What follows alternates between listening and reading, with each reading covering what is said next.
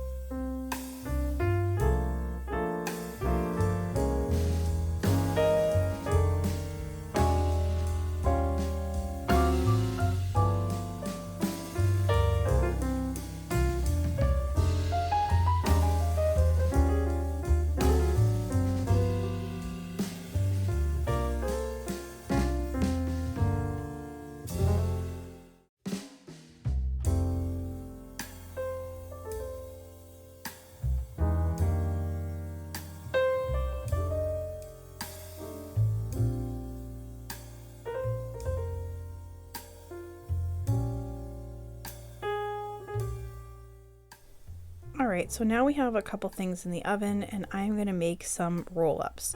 I'm going to use sun-dried tomato and spinach wraps to make them red and green and very festive and holiday. And then I'm going to put in some diced red pepper, some diced up scallions, some ham, and then I'm going to use a mixture that I saw on Adeline's Kitchen, which is another YouTuber. Her name is Adeline. She makes amazing freezer meals, kid-friendly stuff. I'm going to link her down below for you. If you don't subscribe, go ahead and do it. You will not regret it. And so I totally stole this idea from her, but she did a brick of cream cheese. I think she did 8 ounces. I tried 4, and if I did it again, I would do 8. So 8 ounces of cream cheese softened with about a half a cup of shredded cheddar and a couple tablespoons of ranch dressing. And you just mix this all up together and then put it onto your wraps. Then you put in whatever filling you want. So like I said, I'm going to use the red pepper, the scallions, and some ham. And you want to roll it really, really tightly and then wrap it in plastic wrap and then leave it in the refrigerator for 4 hours up to 24 hours. And then you want to slice it.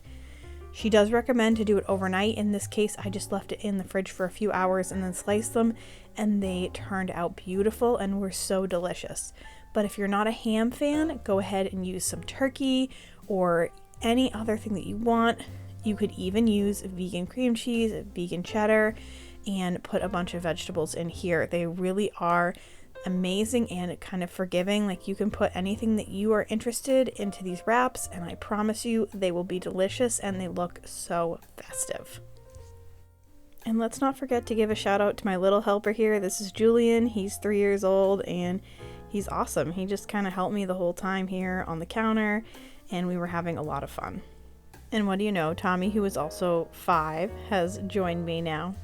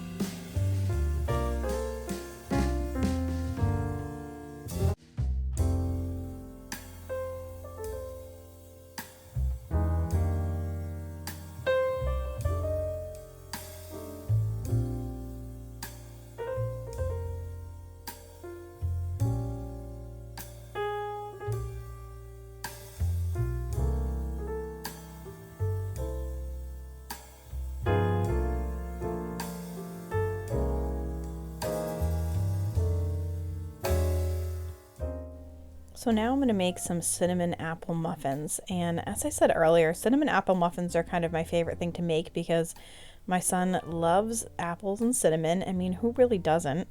And I feel like I always have apples on hand. They just last a long time, and something that's very inexpensive. They are actually cheaper than blueberries, so I just love making apple cinnamon muffins for those reasons. And you're just going to need 2 apples for this recipe. It just calls for 2 cups of diced apples, and 2 apples is the perfect amount in this case. I'm just setting the apples aside, and then I'm going to mix together 2 cups of flour, 1.5 teaspoons of baking powder, 1/2 a teaspoon of salt, and 2 teaspoons of cinnamon.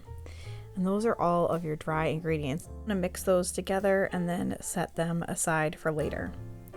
Now I'm going to take my apples and put them into a bowl and put about 1/2 teaspoon of cinnamon as well as 2 teaspoons of flour onto the apples.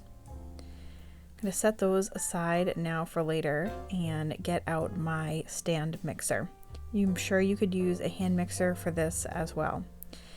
Here you just want to add 1 stick of softened butter and 1 cup of sugar. Cream this until light and fluffy, and then add 2 eggs and 2 teaspoons of vanilla. You also want to add a 1/2 cup of milk, and in this case I used almond milk again. Once everything is mixed together, make sure that you can scrape down the sides here and everything is mixing together really well. And then start adding your dry ingredients. You just want to add them slowly so that everything blends together. Once everything is well mixed, remove the bowl from the mixer and add your apples, stirring by hand. And then you can just add your muffin mixture to some muffin cups. I ended up using 12 muffin cups and then using a mini muffin pan as well for the rest of the batter. You want to cook this at 375 degrees for 30 minutes.